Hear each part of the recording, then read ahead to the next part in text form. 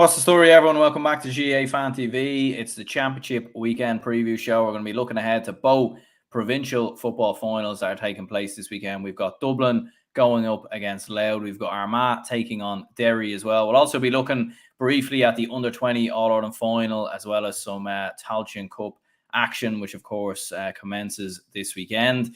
I'm joined here by John McMahon from the J Mac podcast. We're going to be previewing all the games, discussing all the games, few other bits and bobs along the way, I'm sure. So, John, how's things? I'm sure you're very excited for the Tailteann Cup this weekend, and I suppose the Cavan boys are back in town again.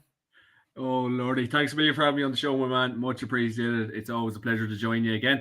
It's probably not, as I probably said on Twitter a couple of days ago, probably not really where we want to. Good evening, Mikey. Probably not really where we want to be. Like, I suppose you probably put a lot of emphasis into your provincial championship, and unfortunately, Cavan just couldn't get over the line against the Armagh team there a few weekends ago in Breffni Park. But look, it's the Tailteann Cup, and that's the cards we've been dealt with, and that's what Cavan's really kind of signed themselves up for. So we'll have to attack the game against Laois on Saturday, obviously going in as favourites. But yeah, I suppose you just get football. There's so many ups and downs in football, and I suppose you just kind of have to keep rolling with the punches, and that's life as a supporter, as a fan of the teams, and you just kind of have to keep going with it. But it's probably not, obviously, I'm probably speaking from a Cavan end of things and Cavan player point of view, and even supporters, absolutely everyone. It's not where we want to be, but you have to try go win the thing. I know we were unsuccessful doing that last year, but we have to. We are the bookies' favourites there. I think Mead are behind us, Dowd's behind us, Offaly behind us as well. But yeah, we just have to attack it as professionally, and no doubt the Cavan lads are training hard to get their hands on the Tailteann Cup this year once again. Absolutely. And we'll certainly dive into some of the games in the Tailteann Cup a little bit later on. But I suppose looking at both provincial football finals this weekend, I think it's fair to say that this weekend there's definitely a lot more buzz and excitement around these two provincial finals as opposed to last weekend. I think last weekend we all very much knew that Kerry and Galway would win the respective provincial championships. I think maybe we expected Clare to push Kerry a little bit more than they did, given that Clare have been playing at Division 2 for a consistent level. But obviously this weekend, I know most people would probably say Dublin Louth is a formality, but when you look at how Dublin Kildare was, the rise of Louth in the last couple of seasons, the potential regression of Dublin, that has the potential to definitely be possibly a bit more of a competitive Leinster final than what we've seen in the last sort of 10, 12 years. And obviously Armagh Derry, I mean, that's a cracking game in itself. I think tickets sold out after a couple of days there. So I mean, yeah, it's going to be exciting, and both provincial finals, hopefully anyways, will live up to the billing. Yeah, no, definitely. And I suppose I was away for the games last weekend, and by all accounts I missed the Diddley squad. It's funny, I was only talking to former Dublin footballer Shane Carty about the games earlier on, and there was damn all really you could say about them, because I suppose they were so one-sided, and suppose that is the provincial championships we're dealing with at the minute. But yeah, this weekend I suppose we'll delve into the games now in a couple of seconds. But no, we are really looking forward to them. Obviously the Ulster Championship game being the standout game between Derry and Armagh. Obviously, both teams, it's a huge game. Obviously, Armagh haven't won an Ulster Championship 2008. Derry won it last year. So, it's a huge prize and offer for both teams. And I think probably going into it, we'll talk about a couple of seconds, but I think there probably is that bit more pressure on Armagh to deliver. And then obviously, the Leinster final, Louth's first Leinster final since 2010. We all know what that day. Can they rewrite a bit of history? Can they rewrite the wrongs against a formidable Dublin team that haven't been betting the Leinster Championship since, what are we talking, 2011? I think, am I right in saying that? So it could even be more than that. So it's a huge task the Louth lads have in front of them this weekend. I believe jerseys are a nice price going into the Leinster final as well. I seen the prices up in there last week, and it stung a lot of people, Aaron. I don't know, did you see it? I think the Leinster final promo jerseys, so God, I think a lot of people seem to be giving out, but that's the way of the world at the minute. But look, this is going to be hopefully two good games this weekend. We're hoping Louth can just give a good account of themselves, go up there. But look, it's a mammoth task, and unfortunately, in fairness, Kildare were absolutely brilliant against Dublin the last day out, but I think this is a different proposition for this Louth team. But like, God, who knows if they could pull off a shock goal? Would it be like it would be absolutely remarkable. It would be absolutely incredible. But look, at the end of the day, this is what we're used to at this stage. Dublin and Leinster final, we all know what's going to happen, unfortunately, Absolutely. And I suppose we will start by, I suppose, previewing the bigger provincial final of the two, as we said, in terms of Armagh against Derry. It's obviously, Armagh are obviously a Division 2 side now, but two sides that have been thereabouts, and in terms of Ulster in the last couple of years, Derry obviously winning the Ulster Championship last season. Armagh, their first Ulster final since 2008. Obviously, massive occasion for Armagh. And I suppose looking at Armagh, first of all, I mean, obviously it's been a long time since they've got to an Ulster finals. There's been all this pressure.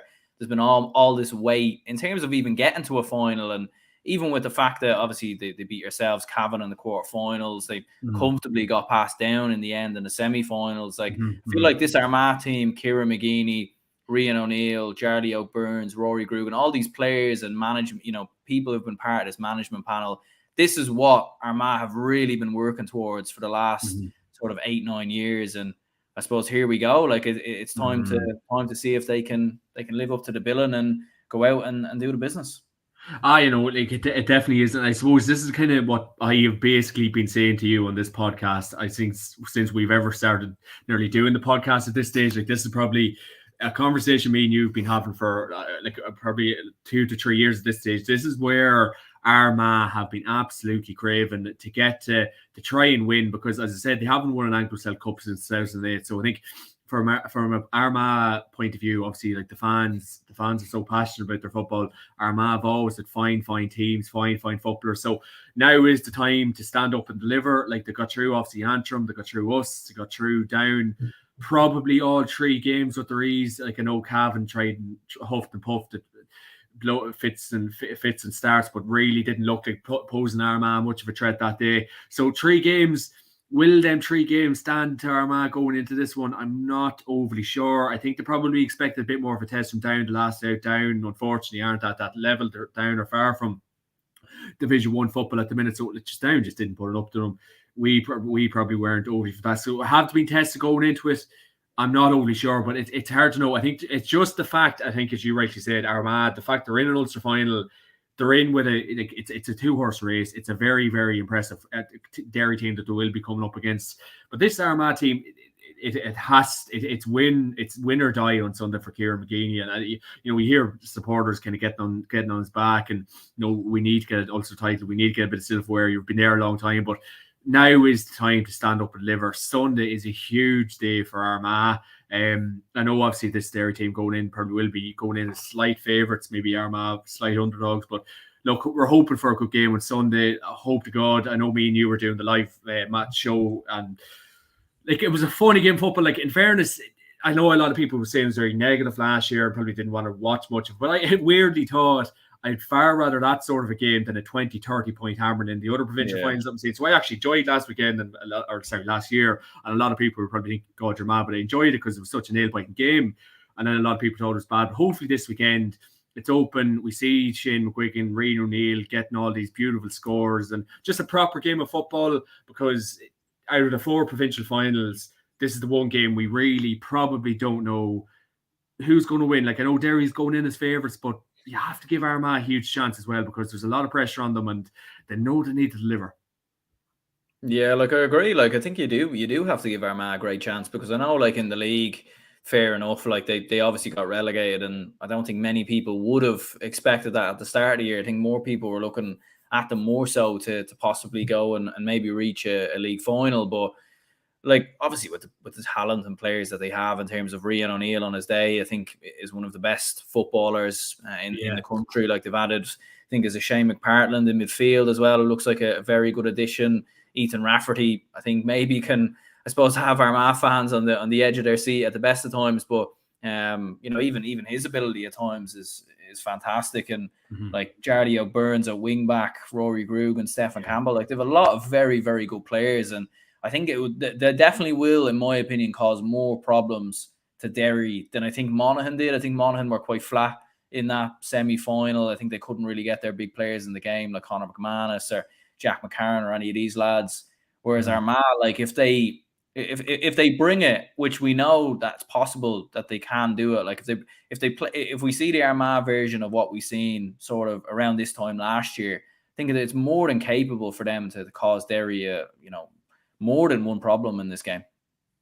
Well, I think it could even be something simple. I know it's probably too late in the day to probably change tactics at this point of view, but I think even if Armagh can even try to revert back to this, like the sort of football they were playing like last year, because it was very enjoyable to watch, and even like say this year, I know obviously like in glimpses in the championship so far, Armagh have been playing good football, but the league football Armagh played won't be good enough to win the game on Sunday. So even if they can go back to that kind of expansive football, utilise the talent that they have, and your Grugans of this world, your Ryan O'Neills, even Mr. Turbot, like Conor Turbot has just been exceptional. He quite enough against down, but he was absolutely exceptional against Cavan. He's a very, very silky sort of forward. He's a brilliant, brilliant player.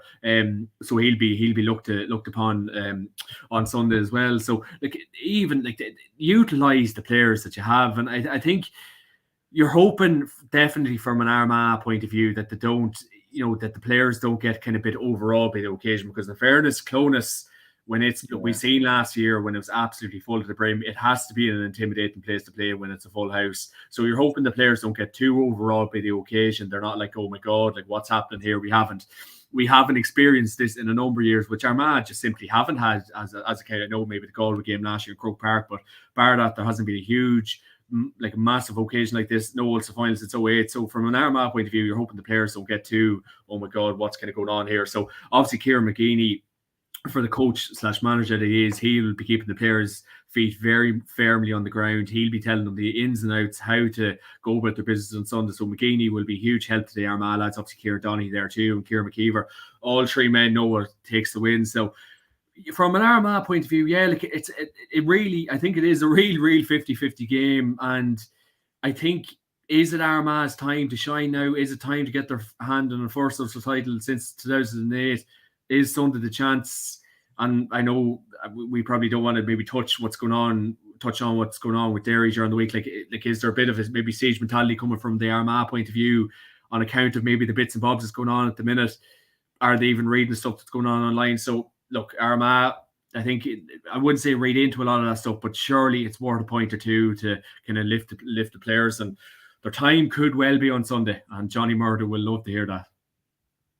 Yeah, absolutely. And I suppose you were mentioning there about tactics and everything else in terms of Armagh and how they've been very defensive at times this year, and they've been overly defensive, which has been strange because, as you said, like last year when they, like, you think back to that Galway game and how they went for Galway, like sort of towards the end of the game against Tyrone and Donegal.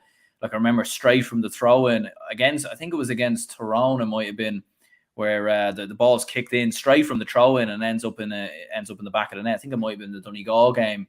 Whereas this year it's been a complete switch in terms of being way more defensive. Like I was kind of thinking, like, do you think they've almost, like I've mentioned this before on other shows and everything else, do you think they've almost gone with that approach to sort of nearly mirror what Derry are going to do, so that they can almost sort of play Derry at their own game and then try and beat them that way? Now, personally, I don't think that would work, but what do you think? Yeah, like it's definitely an interesting one, and it's funny. Like what's it saying? Don't fix what's not broken. Like last year was a very enjoyable style of play from the Armagh point of view. So like I think they were very impressive last year. So it's weird that like for large parts of the league campaign, they go back maybe to that negative kind of football. But definitely there has been spells in the Ulster Championship where Armagh have been, enjoyable to watch. Maybe obviously not from the Cavan innings because the beat us whatever, but like it stages they move the football inside very well. They utilize the forward power that they have. So like I think from that point of view, Armagh can definitely get a lot from that. But like it's a completely different proposition on Sunday. Like we know how well organized Derry are at the minute. We know how defensively sound they are. Like they just go in numbers, the hunt and packs to get up the field. They're just so quick. They're so electric. They're so sharp. So it's going to be such a different task for them on Sunday.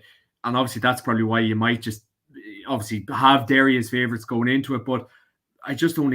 I can't see Kieran McGeeney really fearing Derry. He'll love the challenge of it. He will absolutely embrace all this. But yeah, like it's going to be a very, I think tactically wise, like the way Derry's setting up at the minute, maybe the way Armagh are at the minute too. As you rightly said, is it a case of Armagh like mirroring them and fighting fire with fire? that will probably not lead to a good spectacle, but Armagh won't care if they get over the line. But tactically, from that end of things, it will be very, very interesting, and you're just hoping to God it's a good game of ball. Absolutely. Plenty of comments to run through here. Gary says, love this show. Very much appreciate the comment there. Everyone is expecting Armagh to do Derry. No chance it will be a big score to Derry. That's just the way it is. I wouldn't really say everyone's expecting Armagh to beat Derry. I would certainly imagine the general consensus is the opposite way, that Derry are the favourites. Tom said earlier here, how you lads, it hasn't been the ideal preparation for Derry on Sunday. Do you think it will affect the game?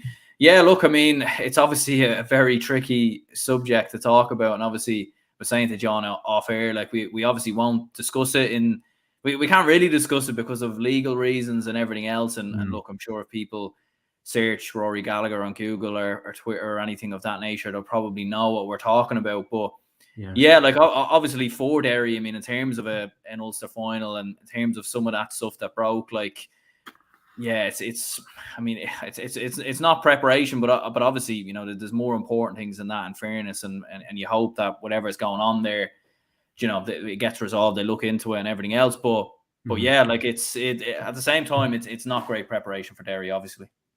Yeah, look, and 100%, I echo everything you say there, and we don't want to kind of speak too much on it because obviously, like, it's a very, very important kind of, I suppose, sensitive kind of topic and conversation. I suppose everything that's being shared on, obviously, God, like these messages and WhatsApps and the screenshots, and God, if people can just kind of, I just sellotape their thumbs together to their hand and just stop sending all these nasty texts and messages around it, potentially might not be true, but it's a very sensitive time for the family and everyone involved. And like, unfortunately, I know I talk maybe from the Armagh pressure, like maybe, you know, playing in front of the big crowd and the hype and preparation, but probably from the Derry end of things, it might just feed into their mindsets a bit, what's kind of going on, and you're hoping that it doesn't affect them too much, because obviously, again, it is a very sensitive topic and we don't want to kind of go on and, you know, harp on about it too much, but it's bound to have that bit of an effect potentially on Sunday. The time it probably isn't really good whatsoever.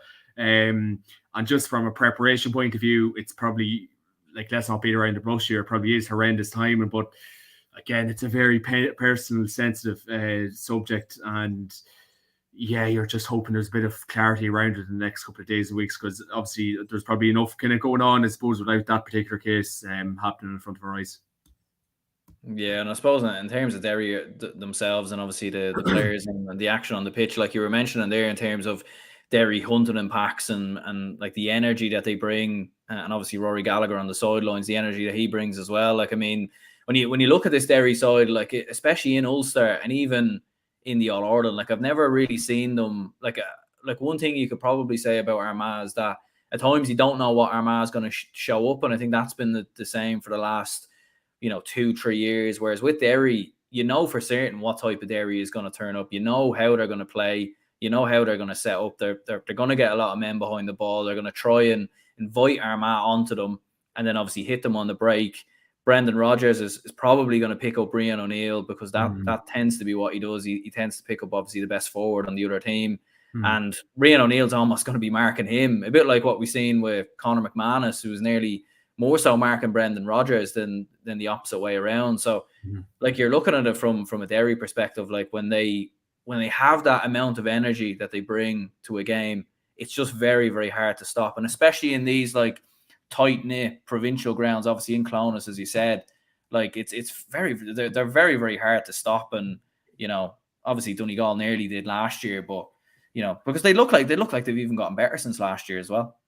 Oh yeah, like, in fairness, like, they've transformed their game, and that probably is down to a coaching end of things, and like they were probably a joy to watch in the league campaign, and they bring such, and like, you would literally be, like, probably from a pundit kind of looking on, you would nearly, I think I probably said this before, Aaron, but like, you'd nearly be exhausted looking at the Derry lads. It's a constant, like, for that 70, 74, 75 minutes, whatever it is at a time, like, they're just non-stop. It's constant energy, it's constant support play. Like, there's always a man running off a man's shoulder. It's exhausting to watch. Like, and I just say their training must just be nip and tuck, because my God, it's such energy zapping I suppose, game that they play, but they're well fit to rock with it. But look, it is fairly relentless, and that's what Armagh will need to be absolutely ready for on Sunday, because it's a relentless game that Derry bring to the table. It's and even like a big even shout out to Shane Wigan. Like I think Shane Wigan's kicked, like he's had a terrific Ulster Championship. But it's funny, Derry have performed so well as a team in the last couple of games that McGuigan actually hasn't got like man of the match, like RTE or Sky man of the match in the last couple of games. It goes to show where Derry are as a team collectively. Like it's just not one individual. Like McGuigan's been superb in the last couple of games, still hasn't managed to get man of the match. It just goes to show what they're doing out the field. And as you rightly said, like Brendan Rodgers was he had a brilliant Ulster final last year, great against the Dubs this year in the league. Like he's a terrific leader for that Derry team. So lots of positives for Derry going into this particular game. For just their game plan, their game style. Does Clonus suit Derry? It absolutely does. It's a wide enough, kind of expansive sort of pitch. It suits your McGuigans. It suits your Rodgers to kind of get up the field. Same as with McGuigan. Obviously, I think it was Johnny Johnson was saying Derry have the best midfield in the country at the minute with Conor Glass and who's the other midfielder? The name eludes me. I think Emma Bradley is it? Yeah. Usually Emma Bradley. Well, sometimes Brendan Rodgers is in there. Yeah, and that was what Johnny was saying. Like, would I agree with that just yet? With obviously with James McCarthy and Brian Fenton for Dublin, I'm not sure. I think it might be just a bit premature just yet, but they're definitely on the way to being a very formidable duo. But Conor Glass, he will need to be full. He'll need to be at his best on Sunday. In fairness, Conor Glass, I think Kev was saying on the podcast last week or week before, will the real Conor Glass please stand up? I know there's been a couple of injuries, had a long year last year, but Conor Glass, it'd be great to see him having even a great game on Sunday. It's fantastic to see him in another Ulster final, because obviously his stint in Australia, so we need our best players playing in big games. But yeah, lots of positives going into this from a Derry end of things, absolutely. Yeah, absolutely. And I felt Glass had a good enough performance in fairness against Monaghan, and it has obviously been a lot of games for him in fairness, and you'd hope anyway he'll certainly get a nice long break after it's all said and done this year in terms of the championship. But yeah, as you said there, like Shane McGuigan, like the form that he's in at times is sensational. Obviously Paul Cassidy, very good player as well. Benny Heron, sort of a long stay of this team for a couple of years, and defensively as well, they're so strong with Chrissy McCaig, Kieran McFell, if he maybe starts as well. Like, I mean, McFall, like some addition, yeah. Yeah, absolutely. Like, do you think he'll start in this game? God, yeah, big call. Is Kieran McFall ready for this game? Like, it's an Ulster final. He's a terrific footballer. He's a fantastic athlete. Is he ready for an Ulster final? 3 or 4 weeks being home? I'm not sure. Does he come on does he come on as an impact sub when when shit's hitting the fan? I'm not sure, but he will probably play a part in Sunday. Does he start? I'm not sure. I think he's maybe just a bit too soon for him, but my God, what a lad to have on the bench. What a lad to bring on if the game is not going in Derry's favour. Yeah, Test Case says here, wondering who was marking for Derry: Shane McGuigan, Kieran McFell, Conor Glass, and Armagh, Rian O'Neill, Conor Turby. Yeah, I mean, there'll definitely be a lot of interest in matchups, all right. Like, I don't think the matchups are hugely important in terms of this game. Like, obviously, I think, Derry will probably sit in quite deep.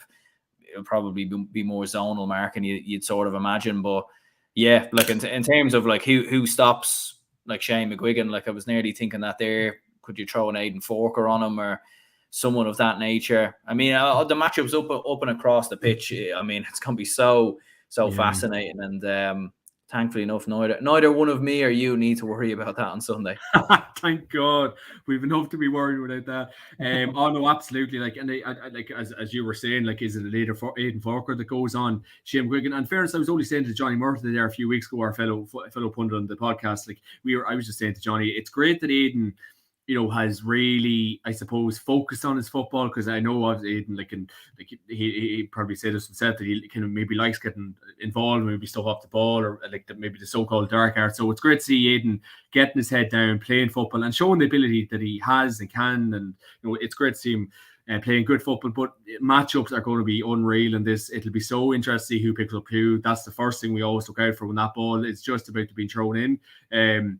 It will be very, very interesting. And obviously, like Shane McGuigan, like he's been red hot in the Ulster Championship. He's just been He's been shooting the absolute lights out. Rian O'Neill, like, do we see Rian go out to the middle of the field early on? Does he kind of drift in when the game's in the middle pot into the full forward line? Like, do you keep him in there? Like, could Armagh be doing with 2 or 3 Rian O'Neills? We'll have to wait and see. But where they deploy O'Neill on Sunday will be very interesting, because he will be huge to tip the balance in this particular game. But, when that ball's just about to be thrown in, you'll need glasses on the side. Of course, if you're at the game, but no, matchups will be they'll be so worth watching on a Sunday.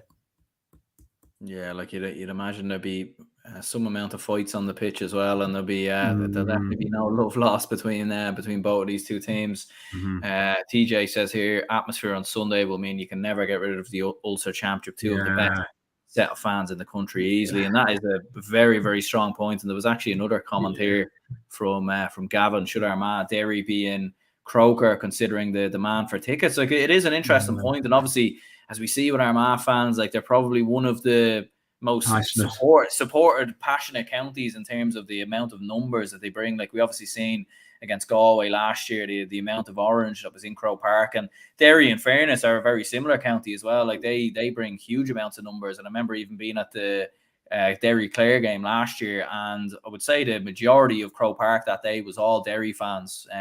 Say probably 3/4 was all Derry fans, and the Dublin game was on that day as well as a double header against Cork.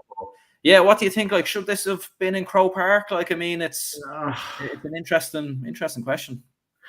No, yeah, it definitely is. I think from a ticket end of things and getting supporters in, but I've always said this, and like, I know there was a couple of years ago there was talks about maybe taking the Ulster Championship or Ulster final away from Clonus, and I know, like, the Ulster final was in Croke Park maybe back in 2005, I think, because obviously from crowd and things. But definitely, you can definitely understand that comment. You can definitely understand that point of view. But people will know this that has ever been to an Ulster final in Clonus. They are, even semi-finals, like, they are, like, when your county gets to an Ulster final, they are unbelievable days. St. Sheernix Park, Clonus is a town. Even go down for a couple of pints, meet your friends. It is an unbelievable spot. Like, the fans, like, you even seen down the streets, like, it's a trom, the colour, the noise, the flags, hats, everything you want. Like, it's a remark. Like, you seen, like, we were covering Ulster final on your channel there last year. Like, the noise, the colour, like, Clonus, it was unbelievable. It was absolutely incredible. So I think it would be a bit artificial maybe to move it away from St. Sheernix Park, because I suppose it's the tradition of it.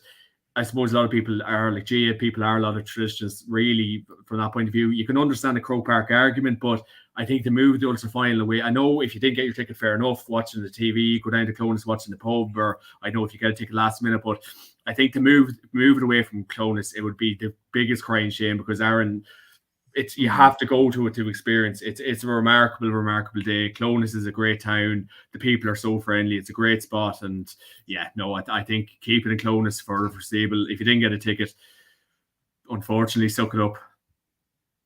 Yeah, and I remember even myself, I was actually looking at getting tickets and possibly even going to it for the crack and everything else, but obviously it was too late to the tickets, and obviously the Leinster finals on as well. So I think priorities are set, in fairness, but I think next year definitely it's definitely something that's on the sort of bucket list is to go and see an Ulster final, because at the end of the day, you're getting an Ulster, you're going to get two teams that are going to go at it for hell for leather.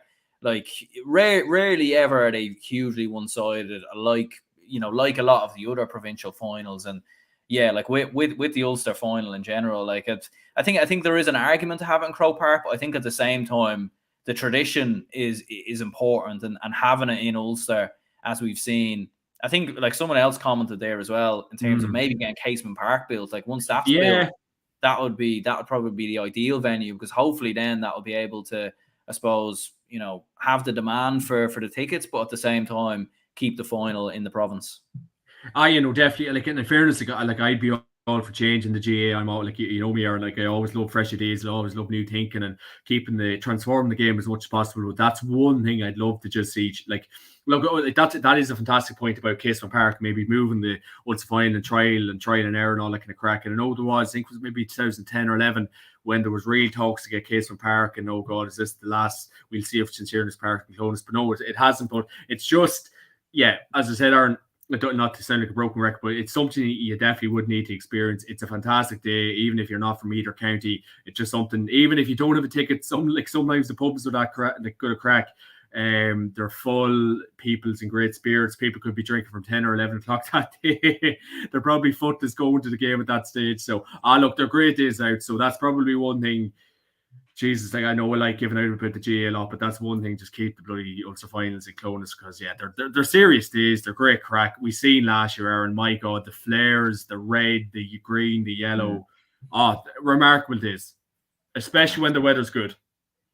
Yeah, and hopefully we do get that. In fairness, TJ says here, bets on about Lynch and Rafferty scoring. I mean, it's an interesting point. In fairness, like when you see Oran Lynch obviously getting up and down the pitch, nearly playing as a midfielder at times, and then Ethan Rafferty, I think he does play as a midfielder with his club, I think. So yeah, like I mean, the odds on them two scoring, like I think it's probably very likely. In fairness. Yeah. I know, like it absolutely is, and but it'll be very, very interesting. We talk about matchups when Ethan Rafferty is venturing out the field, and when he's getting up the field, what way? And I know obviously Derry will plan accordingly for this, but what way he kind of gets up the field, like who to deploy to maybe track him, who to stop him? Is it just a high press on it when he's getting up? Is it just absolutely surrounding him? That'll be very, very interesting, because Rafferty will have a huge say in this game on Sunday, make no doubt about it, from the free end of things. But when he's venturing up the pitch, I will be keeping a very good eye on that. Absolutely. And ultimately then, what are you thinking? What's your prediction? I mean, a hard one to call, isn't it? But what are you thinking? Very hard game to call, and it's probably only till you trashed out with someone and talk about it. But football. Look, I don't kind of want to go back on it, but I think this scenario that's been going on in Derry in the last couple of days, I don't think that is going to be very beneficial for the county and for the players' mindsets. From an Armagh point of view, like they need an Ulster title. They badly want an Ulster title. Kieran McGeeney needs to deliver silverware. It's going to be very tight. I can see it being very, very much like last year. It'll be very cagey to start. I think teams won't be taking much chances.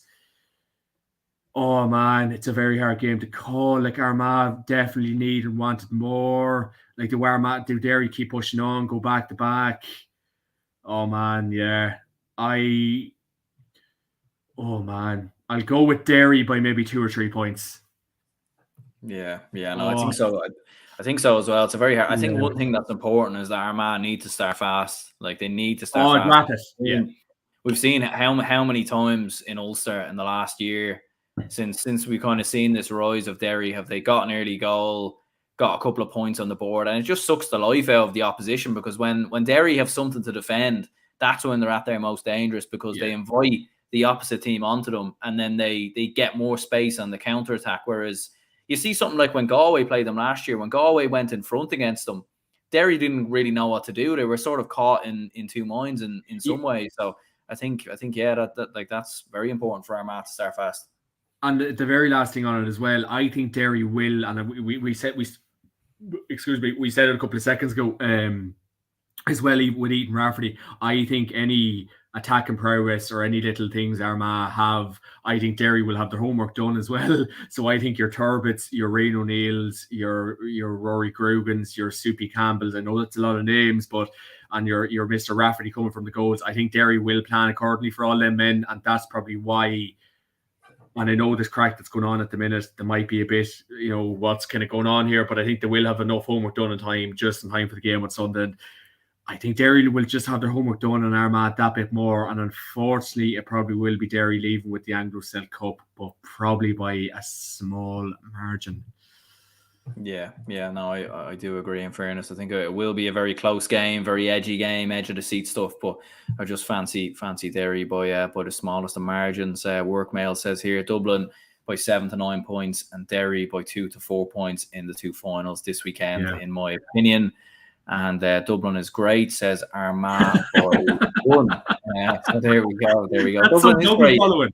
That must be you commenting on your own chance.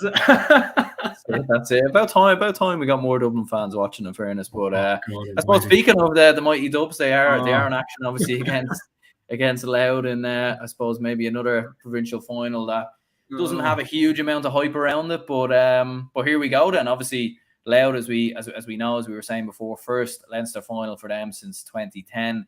Dublin are bidding for just the 13th Leinster Senior Football Championship in a row, which obviously is a record at men's level in terms of record provincial titles. But yeah, like here we go then. I suppose same old for Dublin. But look, Louth, as we were saying at the top of the show, like Louth, in fairness, have definitely kicked on quite a bit. Like when you look at how poor Dublin were, in my opinion, against Kildare, like Louth will take serious confidence for that, you know, from seeing that. And Louth will obviously set up in a similar way. So that's why, like, although I think Dublin will win the game, I don't think it's a foregone conclusion. And it wouldn't entirely surprise me if Louth put it up to Dublin here. And this went down to the wire. I'm just saying that, but there you go. Yeah. You're trying to build up the game as much as humanly possible, and fair play to you. I love your enthusiasm. Look, it just depends what, like, do we see a big roar now from Dublin this weekend? Like, do we see, right, the semi-final simply wasn't acceptable enough. We took enough abuse. We took enough kind of, you know, slack maybe online, or maybe about the performance not being good enough, and just getting over the line against the Kildare team, maybe a point or two, whatever. But, you know, do we see all Ireland contenders this Sunday? Like, do we see them beaten Louth by your usual 10, 15 points in a Leinster final? Like, if Dublin are serious all Ireland contenders, I know Louth are on the crest of a serious wave. They're flying at the minute. Everything's going well. But it will be very interesting to see if Dublin, if they want to win Sam this year, they will need to have a big performance, because like the games will be coming thick and fast after this. You know, it'll not be easy for them to be getting a lot of stiff tests. So it'll be very interesting to see the response after the Kildare game. You know, where they're at. You know, because Louth can easily just park the bus here and just say, right, we're not going to give you an inch. But then it's the counter thing of it.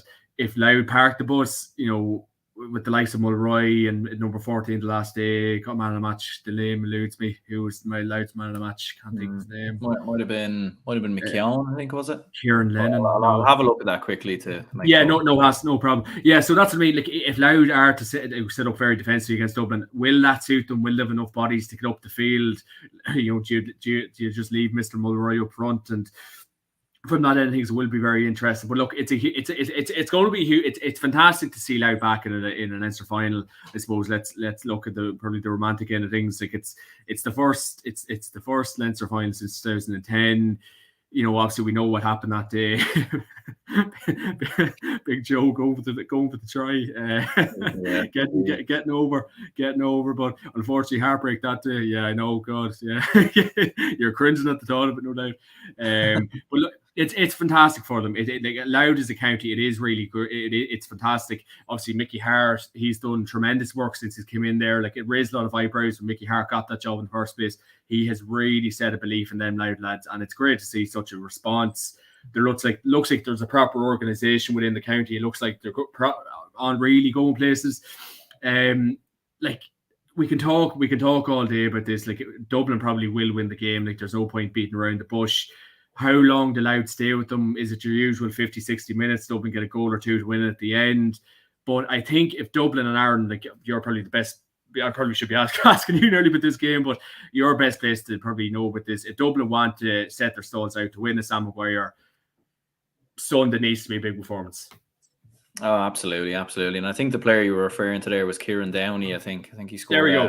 Yeah, 7 points the last day. But yeah, no, I completely agree with what you said there. I think there has to be a big response from a Dublin perspective, and I do expect that there will be a response, because as we said, like, especially after all the talk on social media and everyone sort of giving out about Dublin, including me and probably every other Dublin fan, but obviously as well the whole scenario with Glenn Ryan, and obviously him coming out talking about the Dubs after the game and Croke Park and everything else.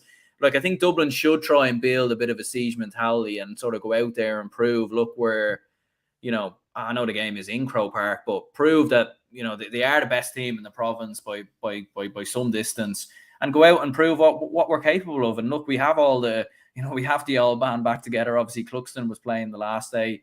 We had, you know, Jack McCaffrey obviously was playing as well. Paul Mannion started, and I think was probably our best player until he got taken off. Mm.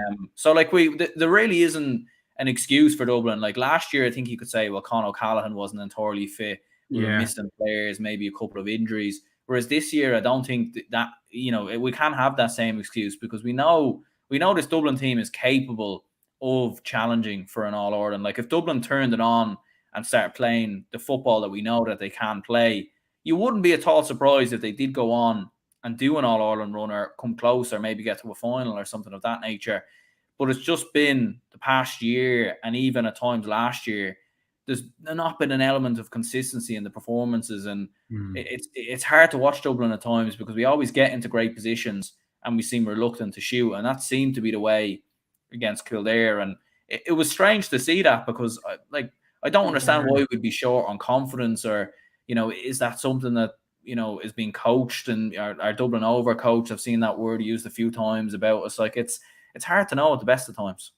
Yeah, it's probably like, I think I said this before, like it's probably the classic case of the Manchester United end of things, like Jim Gavin, Sir Alex Ferguson, like the drop of standards. Do you still think or feel like I completely missed? I'll throw my hands up in the air. Like I missed, like I was in the airport for the Dublin Kildare game. I missed all of it, but I'll try to get back the highlights of it. But do you feel, and I have seen a lot of Dublin games this year, but do you feel maybe there still is that bit of lack of kind of, maybe I wouldn't say desire, but maybe dropping standards still? You're the likes of your Conor Callans, your Brian Fentons, maybe Cormac Costello's. I know obviously Paul Mannion, Jack McCaffrey back now, but they should be up at the standards. Obviously Cluxton should be up in the standards as well. But do you feel there still is that lack of, I suppose, bite and I suppose just punch from Dublin?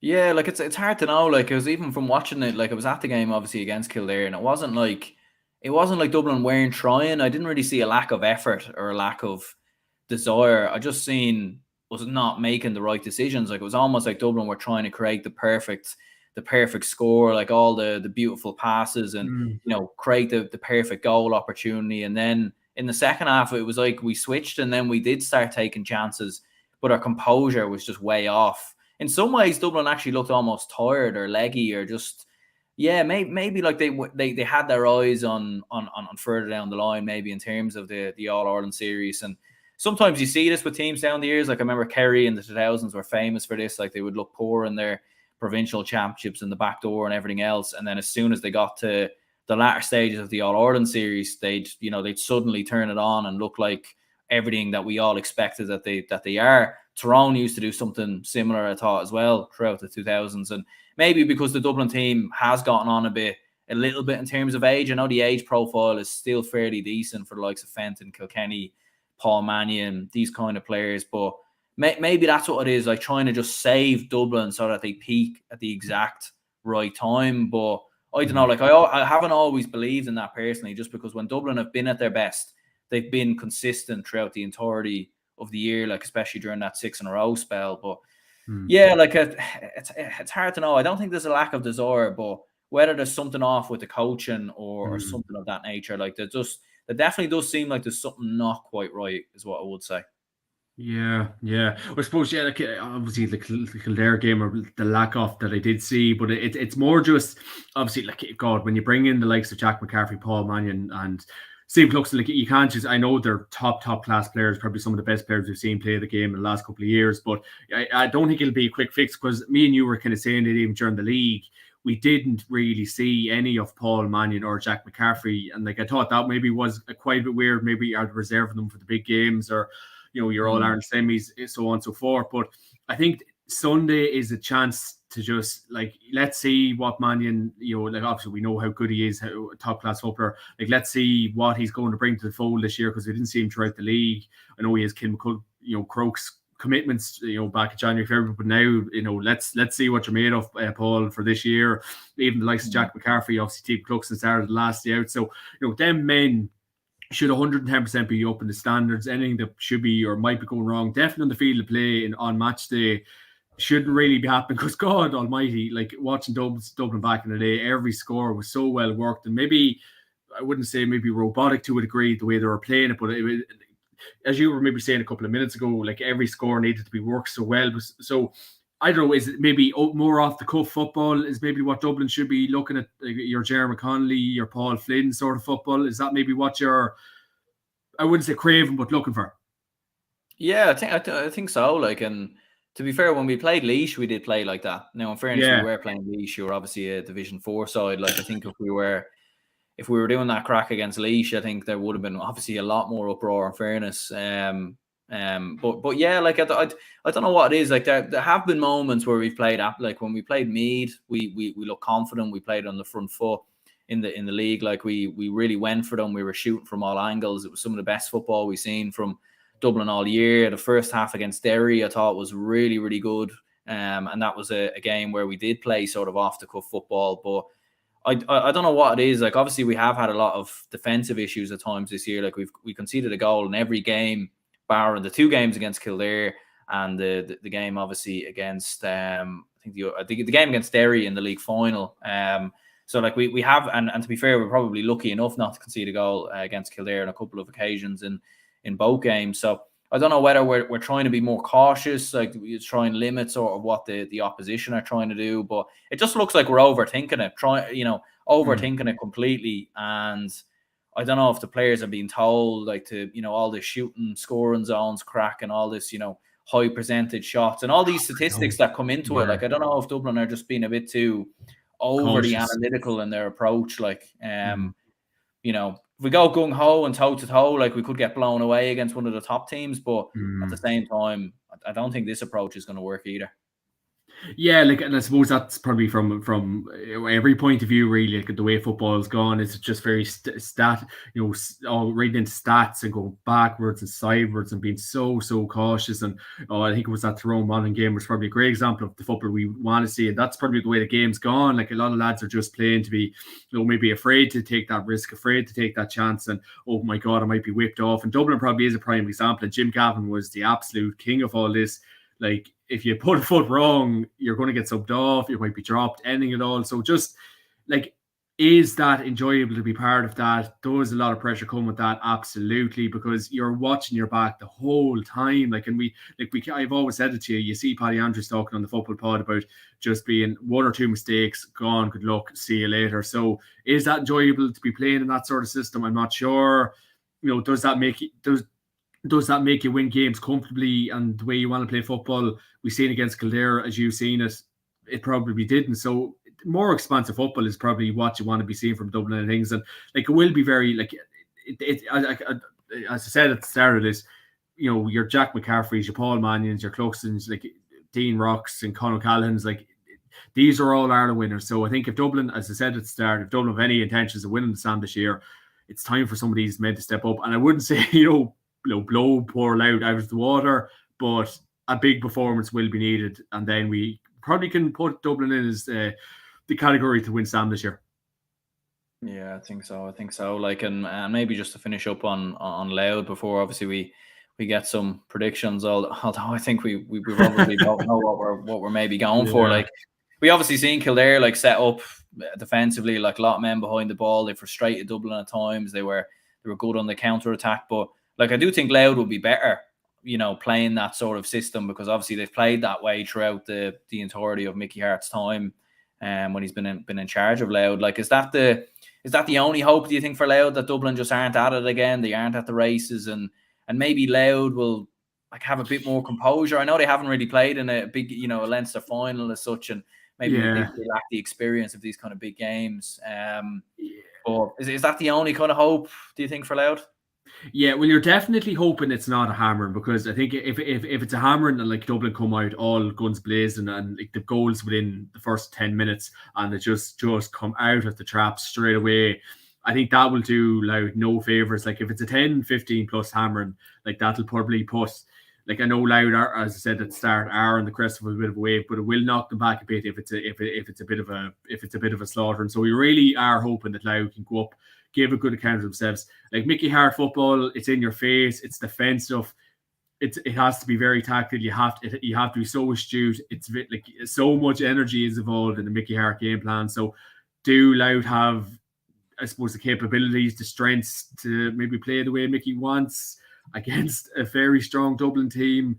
I don't think so. But I'm really hoping it's a big day for Louth football. I'm really hoping all the supporters go up and enjoy it.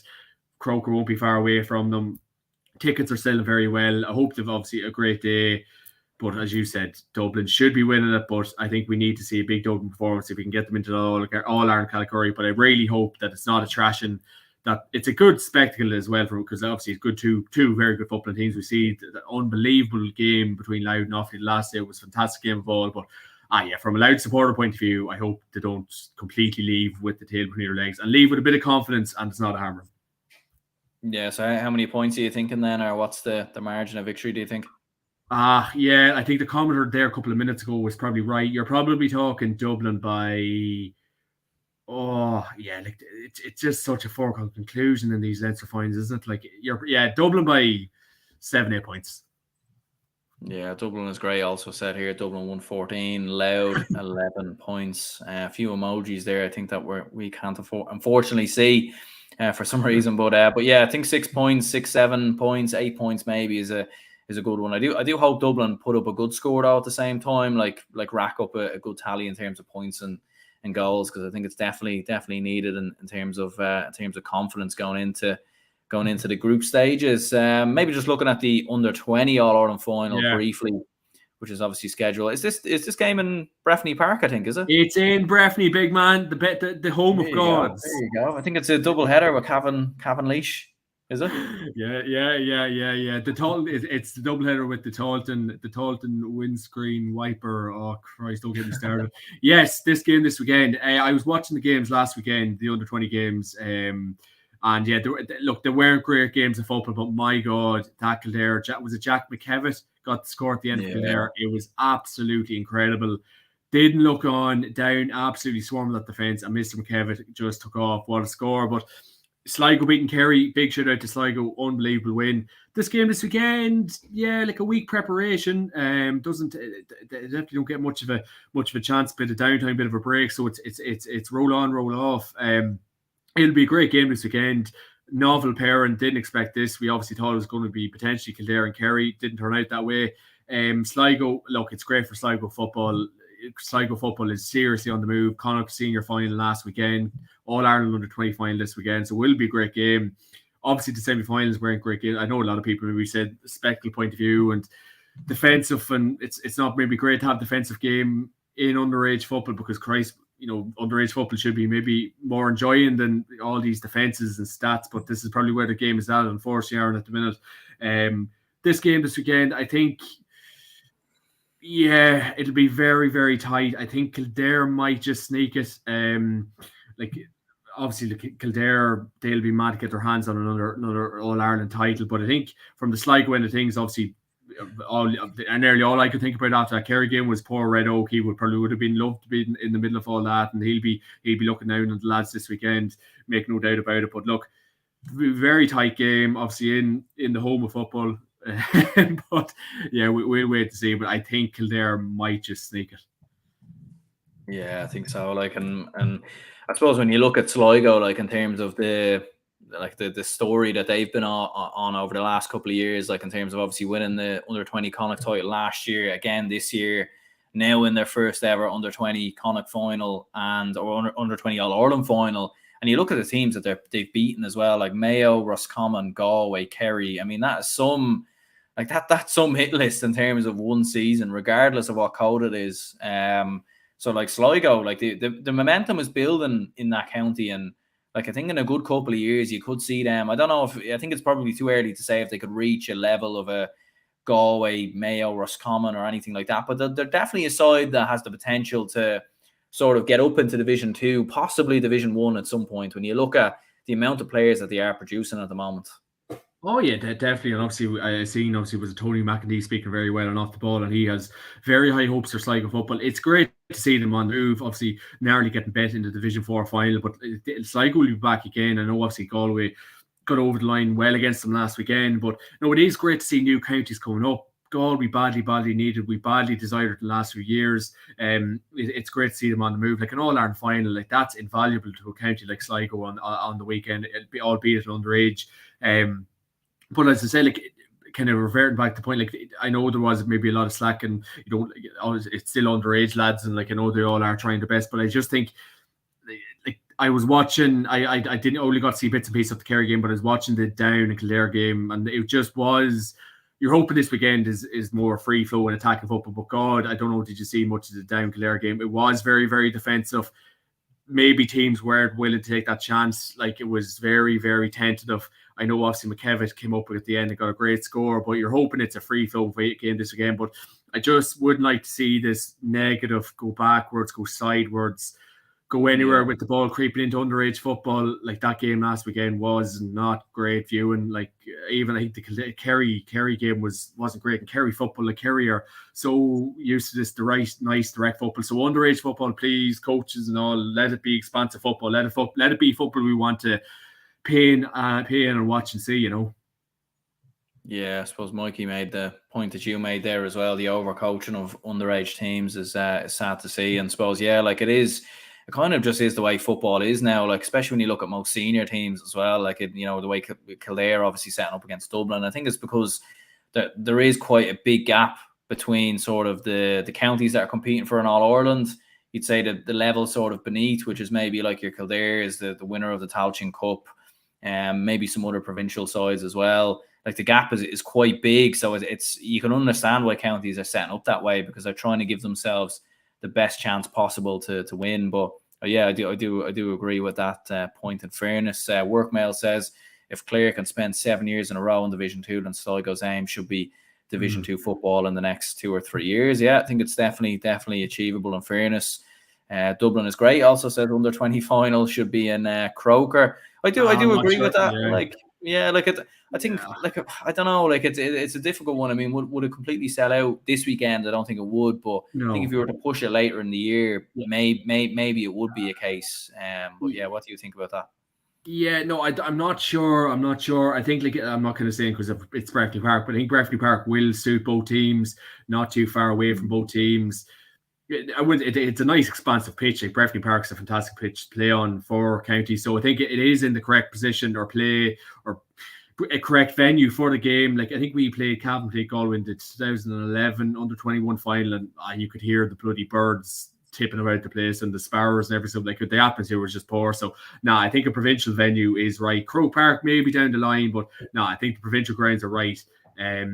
But reverting back to my point, please, underage football coaches, let the kids play. That's it. Joseph says here, will it be extra time or replay if under 20 final is level at full time? I'm actually not entirely sure. I think it's extra time, wouldn't it be? Because the condensed calendar, wouldn't it be? Yeah. There might be a replay after that if it's level after the end of extra time. I'd imagine so. The first time around, but yeah, if anyone does know, like, feel free to correct us in the comments. But yeah, in terms of a prediction, you're sort of edging towards Kildare. Yeah, like don't get me wrong, from a Sligo end of things, it would be powerful from there and things to go on and win it. A great win against Kerry the last day, but I nearly think from that McKevitt point alone, if that doesn't spur Kildare to go on and win it this weekend, I'd be surprised. But Kildare probably narrowly, and I hoping to God it's a good game of football as well, because last weekend, the standard was just bad. Yeah, I think so. Yeah, I think I'll edge towards Sligo maybe by 1 or 2 points. I just think after the teams that they've beaten, the run that they've been on over the last couple of years, I think this is going to be their crowning moment. But definitely an exciting game. It's obviously on, I think, early Saturday as well. I think 1:30 or something like that. So it's not clashing with any other games, which I think is good to see. So we'll be able to watch it live. Moving on then to the Tailteann Cup, and I suppose the other game. Right, our license, you can look. yeah, we'll let you go there anyway, and I'll take over from here. And but Cavan Laois, I mean, look, here we go. Obviously, you're back in. It's like the Tailteann Cup again. It's like the depression is just kind of sinking into my body. Oh my God. Yeah, look, we will win this weekend. I would be very, very confident of it. Like it's the Tailteann Cup. This is what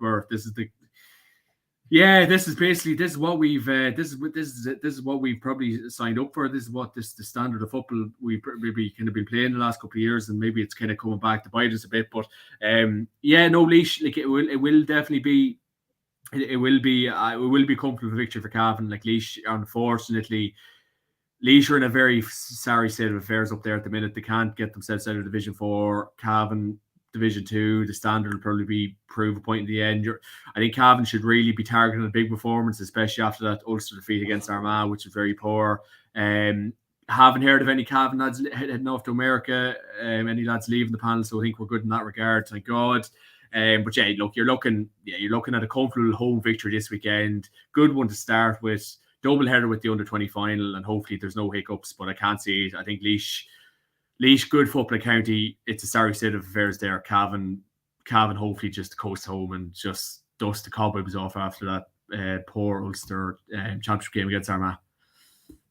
Yeah, where do you think Cavan football is at the minute? Obviously, because as we were saying there, like obviously the disappointment defeat against Armagh, I think we were all sort of expecting Cavan to push Armagh a lot closer, especially after Armagh coming in off the back of a bit of a wounded league, and obviously Cavan coming in sort of flying after Division 3. Obviously, both Cavan and Armagh will be in the same division next season. But yeah, like what do you think went wrong that day for Cavan, or where do you think Cavan football is? Like, do you think would you be confident enough that you will go and win the Tailteann Cup, or what do you reckon? Yeah, there's probably no really kind of getting away from it. Like, that Armagh game probably was very, very disappointing. And I suppose, what's that saying? Like, it's probably the hope that kills you going into a lot of these games, and it's more hope than expectation a lot of the time. But look, it was very, very disappointing, and there probably has been a couple of weeks maybe for the players, everyone to kind of lick their wounds from it. And going into the Tailteann Cup, we are favourites from the bookie end of things, make no doubt about it. But like, it's going to be a very, very tight Tailteann Cup this year. But yeah, obviously would have been a lot of disappointment after that Armagh game, because I think it's a game we definitely could have and should have won. Probably playing in the lower divisions the last couple of years compared to what Armagh have been playing, that probably came back to bite us a bit. I just think Cavan, the way to set up against Armagh, we were far too slow to get up the field. Transition play was too slow. 16 wides was never going to help. Like, it's just the difference. Like, even when Armagh got that goal, I think Ray was taking a kick out and he went short with it, and then some of our fullbacks started going backwards and sidewards with it. And I don't know, like, is it just tactics coming from the backroom team or what's happening? But it's not good football to watch. Ulster Championship, I know the rain and the conditions, but look at what's that saying? A good workman doesn't blame his tools. You need to adjust to these things, and there was a lot of disappointed heads after that Armagh game. There was a lot of people annoyed. Where Cav up, like, I know a lot of people reference this Ulster title in 2020 and blah blah blah, an exceptional year, exceptional circumstances. Bar that Ulster title, you can add in a lot of relegations. You can maybe add in like that league performance against Fermanagh this year. Second half came well, first half weren't overly great. So overall, like, it's been fairly topsy-turvy from the end of things. And I know a lot of people are saying, you can kind of look at the management team, like for Mickey Graham. I know he's going to be here this year, and obviously next year it's 2 more years that he came on to do. And I know there's been a good bit of change in the backroom teams. So obviously James Burke from Mayo coming in, and I think Shawnee Johnson would have left, and a few players can leave and retire, and no Thomas Galligan this year. And maybe Thomas probably is a big loss this year, make no doubt about it. A few retirements too, obviously with Chris Conroy and Niall Murray, great lads to bring off the bench. But yeah, definitely. Look, I'll be perfectly honest with myself. I probably was very sore after that Armagh game, because I think it's a game we could have won. And I think maybe Armagh have been pretty good in the last couple of games, but I never really bought the hype about Armagh going into it, and them being severe favourites. I couldn't really understand it. Probably after the game I could, but look, I hope we approach this Tailteann Club professionally and we go on and win it, because I think it's probably getting, like, I know it's a big, I think Westmeath and really wasn't ideal, but I think this year, I know Meath and Down and Coffey will be definitely looking at trying to win it. Yeah, I think it's a must-win competition, really. Yeah, and in terms of margin of points of the victory, what are you thinking? 6-7 less, or possibly more? Yeah, I think the Laois game, I think the way Laois are at the minute, I think Cavan should expose all their weaknesses. I think we should really play to their strengths. I'd be... hopefully you're looking, like, and I know I don't want to be cocky, I don't want to be arrogant here, but Cavan should really be looking at 10.4 here, especially at home. Yeah. I'd probably go for 8 or 9. I think maybe slightly less than 10, but at the same time, yeah, like you wouldn't be hugely surprised if it was more than 10. In fairness, the other game in the group is Offaly against London. I think it goes without saying. I think we'd probably expect a 7, 8, possibly more than 10 realistically. I think this is going to be probably a very comprehensive result for Offaly. Like Offaly, from watching them at Croke Park against Louth, I thought they were very unlucky actually not to win that game. They were very, very close. Sort of, they had Louth on the ropes just before the end of normal time. But yeah, you'd fancy Offaly all day long here. You would, like a home advantage, but I think it was 3 or 4 Offaly lads have gone travelling. I think I seen. They have actually. I think I've seen Jack Bryant is gone away to the States. I think a few other players as well. Now they do have a few other lads I think coming back from injury. I think Keith O'Neill might possibly be back, and there might be a few others. But yeah, there is a few players I think that have made the decision to go and obviously play football in the States. Which look, you can't blame them. Hard to begrudge. It's a great opportunity, but yeah, I suppose from an Offaly perspective, like there'll obviously be, I suppose, a little bit less players to have available to them, but at the same time, this is the perfect game to I suppose integrate new players into the team.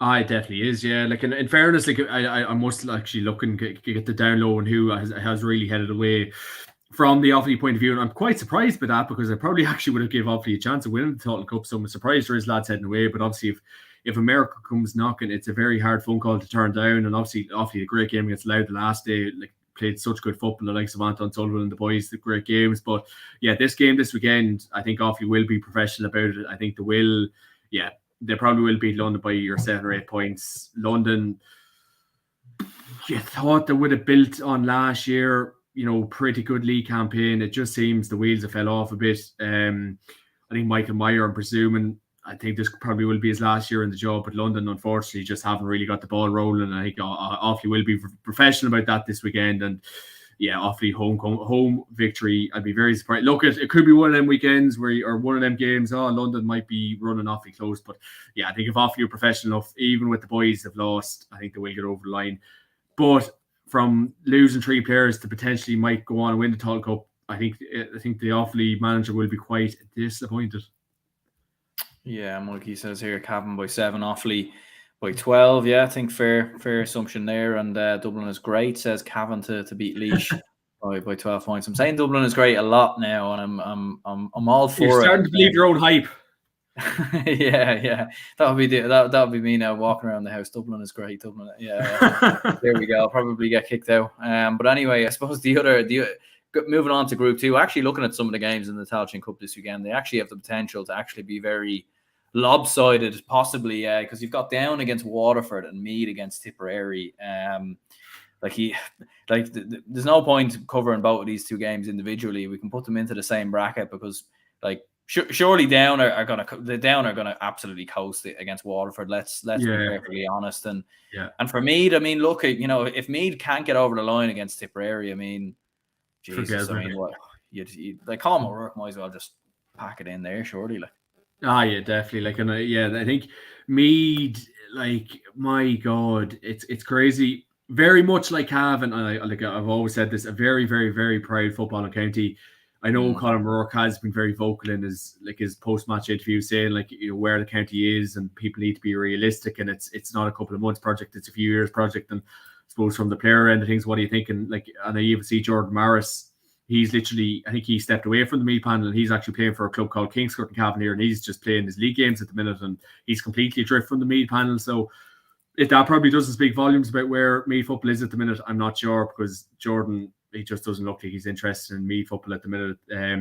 They're probably struggling big time at the minute, but that's a game they will win at the weekend. Home advantage probably will be enough for Meath, but my God, Meath football, very much like Cavan, they do not want to be in this competition. No, definitely not. And I think the fact that the Meath even will be making the trip down to Fraher Field next week to play Waterford, I think probably shows how far they've fallen. Do you know that way? I think it really does. And look, and I know we kind of love having a laugh and everything else, but I think we do want to see Meath back up there at the top table and competitive again. And look, maybe the Tailteann Cup might be the perfect competition for them to hopefully go and I suppose build some momentum into next year. But looking at some of the other games then, obviously in Group 3, so it's Limerick against Longford and Wicklow against Carlow. I suppose this group definitely a lot more even. Limerick against Longford. I mean, Limerick, disappointing year getting relegated from Division 2. I suppose they were playing at, almost a higher level than anyone actually in this competition when you look at, how many games they were obviously, playing in Division 2. But obviously the whole crack around their manager, Ray Dempsey, obviously stepping away or getting removed or whatever went on there. New management now in place.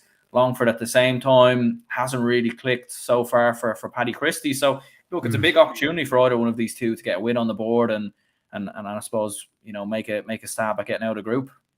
I know it is, yeah. Like, and I think even from the Longford end of things, like the league was fairly disastrous for them, and obviously Leinster didn't go great either. So Paddy Christie will be mad to kind of get the show on the road for the Longford lads again, and I suppose build a bit of momentum, because like I think he took the job thinking that, right, I have a bit of a project on my hands here, and obviously the league didn't work out, so on and so forth. But he will be chopping at the bit. And Limerick as well, is it? They're playing Limerick, is it? Yeah, they're playing Limerick. Yeah, Longford are playing Limerick. Yeah. So Limerick probably in the not like very poor league campaign. Obviously Ray Denson leaving, poor championship as well. So it just goes to show you need to choose your manager wisely, or you're going to be et up. But both teams serious points to prove. Mad to right the wrong in this Tailteann Cup. But we'll wait and see. Yeah, I think I'll back Longford anyway, ever so slightly. I know it was a disappointing Division 3 campaign, but I do think they have good players, and I think Paddy Christie will get a kick out of them at some point. But Wicklow Carlow, I mean, that's another interesting one, but especially with Wicklow in terms of Ushie McConville, and obviously the whole sort of renaissance that he's built there for Wicklow. Like you'd surely back them to beat Carlow at home. Like I think this is the third time they've played Carlow this year. They played them in the championship, in the Leinster championship, played them in the league as well. Wicklow have 1-1 and the other game was a draw. So you'd surely fancy Wicklow. Yeah, Wicklow should get the job done here. I suppose it depends what, it is McConville's work done for the, like I wouldn't say work done for the year, but like, getting promotion out of Division 4, getting to a league final, getting narrowly betting it. Like, is that his ceiling? Like, is that, McConville's year done? Are they going to win a Tailteann Cup? No. Is that a game that could win this weekend as well? It probably is. Carlow football lost a lot of gentlemen around that dressing room the last couple of years, struggling big time up there. But yeah, I think Wicklow by probably 2-3 points, and say McConville go home happy enough. But are they going to be willing to talk? Are either teams or either 4 to 6 teams they're after name going to win the Tailteann Cup? Probably not, and that's being realistic. Yeah, I suppose one team that maybe might have a chance is Fermanagh. Obviously, they're taking on Wexford. Yeah. And Antrim are hosting Leitrim. In terms of the Fermanagh game, first of all, like you'd back Fermanagh all day long to turn over Wexford. Like I know Wexford have some good players, and they have a habit of turning up every now and again when you least expect it. Like I feel like Wexford are a county that almost raise their standards when they play a team that they know is better than them. But at the same time, like surely Fermanagh, after the body of work that happened in Division 3, like you'd surely expect them to go out and do the business against Wexford at home as well. Home advantage will be key. And I was only saying this to Shane Carty earlier on. It'll be very interesting to see Sean Quigley play this weekend. Like I'm presuming he's fit. Like is he part of the Tailteann Cup panel? It'll be very interesting to see. Obviously, done a very open and honest interview with BBC Social, so it will be very interesting to see if Sean Quigley is playing, because I think they probably will need him this weekend. Against, as you were after saying, a Wexford team that can get up for these big occasions, and even Ben Brosnan, fair play to him, still going strong. He's an absolute credit to himself. But I think home advantage from Fermanagh and things. I think Fermanagh can win the Tailteann Cup. I think Kieran Donnelly, like he has the move and playing pretty good football. I know Derry disposed of them in the Ulster Championship fairly easy. Can they make a stab at winning it? I'm not overly sure. Can they maybe get to quarter final? That's probably where they can reach. But yeah, I think that's a win this weekend. Home advantage will swing it for them. Yeah. And in terms of the Leitrim Antrim game, obviously Leitrim going away to Antrim. Andy Moran against Andy McEntee, the battle of the Andes there. Who comes out on top? Yeah, God, these games. We think, I think.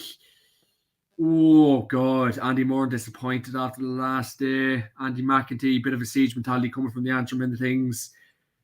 Oh God, that's a very. Oh, would you sit in the fence and maybe look at a draw there? Maybe that's a very tight game to call. Yeah, it's a Home tough one. advantage. I tell you what, and Jesus, Leitrim faithful not like me for this. I think Antrim might just sneak that. Yeah, I think I I'll don't get really the want to Leitrim. base that on, but yeah. Yeah. To be fair, yeah. I might just go for Leitrim. I think that I just think after everything what happened in New York, I think they'll come out all guns blazing. But we shall see. I suppose few comments to run through here. Gary said, "Energy is what we need in the GA. Let's have big football, please." Remind me of '93, Anthony Tohill, Derry, big Dublin team, semi-final, best ever non-final I was ever at, and your guest is fantastic. Love him. So there you go. Lovely comment. He also said here as Top well, man, best Gary. show about GA. I was trying to work out your wonderful guest accent. I thought from Hannah then Armagh and Leitrim. No way having good Irish Ulster. And I suppose he thought you were an Armagh from Anaman there, so he nearly lost you there, I think. But there you go. I suppose nice compliments there. Cavan all the way. I know it's probably very up and down. I've relations from all over the place, so I could be probably credited for having any accent. But Cavan for my sins, my man, and thanks for the lovely comment. Perfect, I suppose. But before we finish up, then bet of the week, player of the week. What are we thinking? I mean, there's a lot of games across the country, isn't there? So it's hard. Yeah. It's a hard one to know. But what are we thinking? Oh Lord above. What will we go with? Value? Is there much? Is there much value this weekend? Is that Antrim game? Would that be much value against Leitrim? Oh yeah. Lordy! Right. Okay. I feel like Armagh Derry is probably the big one, isn't it? Like. Yeah, I think value. I'll go with Antrim to get one over Leitrim. Player to watch this weekend.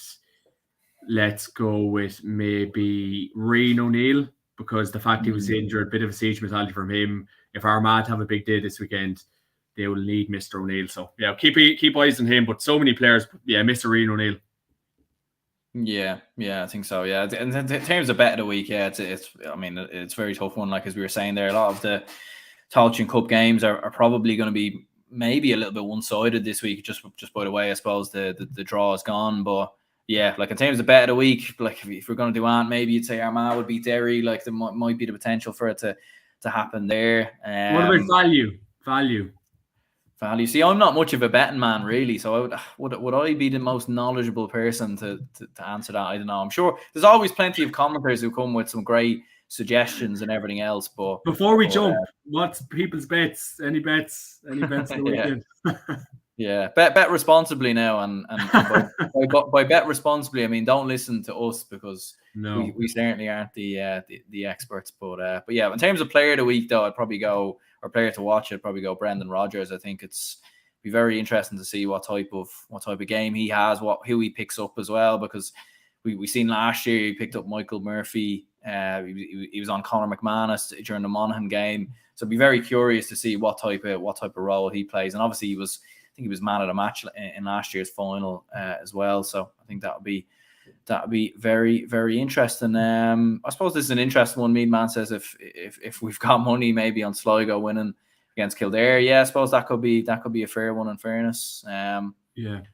Yeah. I presume he means obviously the under-20 All Ireland there, and not the. Oh yeah, God! I thought the senior. Right. Okay, fair enough. Yeah. But yeah, I suppose we'll go ahead and finish things up there. I suppose, John, if anyone's looking to find your own show, the JMac Podcast, where can they find it? They can find it on YouTube, the JMac Podcast, on Twitter at the JMac Podcast, and Facebook, the JMac Podcast. So we'd love to hear from you. Aaron, it's an absolute pleasure to be on the show, my man. Always good stuff, always good content your end. Always love watching it. And we will chat soon, my man. Brilliant stuff. Yeah, cheers anyone who tuned in. If you could like and subscribe, be much appreciated. And we'll speak to you all soon.